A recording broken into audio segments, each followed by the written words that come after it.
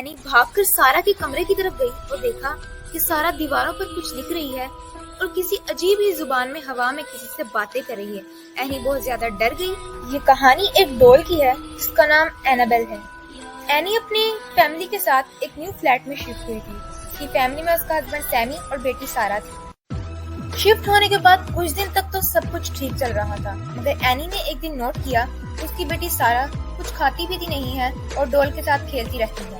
पहले तो एनी ने ये समझकर इग्नोर कर दिया कि बच्ची है इसलिए खेलती रहती है, मगर एक रात जब एनी सो रही थी तो उसे सारा के कमरे से चीखने की आवाजें आने लगी। एनी भागकर सारा के कमरे की तरफ गई और देखा कि सारा दीवारों पर कुछ लिख रही है और किसी अजीब ही जुबान में हवा में किसी से बातें कर रही है। एनी बहुत ज्यादा डर गई। एनी वापस से अपने कमरे में गई और सैमी को सारा वाकया बताया। सैमी ने अगले ही दिन प्रजिस्ट को बुलाया। प्रजिस्ट ने जैसे ही सारा को देखा उसने बताया कि इन सब की वजह ये गुड़िया है, क्योंकि इस गुड़िया के अंदर कोई रूह है जो सारा पर काबिज होना चाहती है।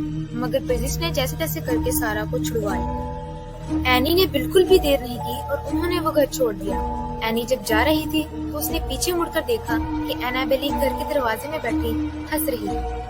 तो ये थी व्यूअर्स आज की कहानी। अगर आपको कहानी पसंद आई हो तो इस चैनल को लाइक और सब्सक्राइब करें और अपनी राय का इजहार कमेंट सेक्शन में जरूर कीजिएगा।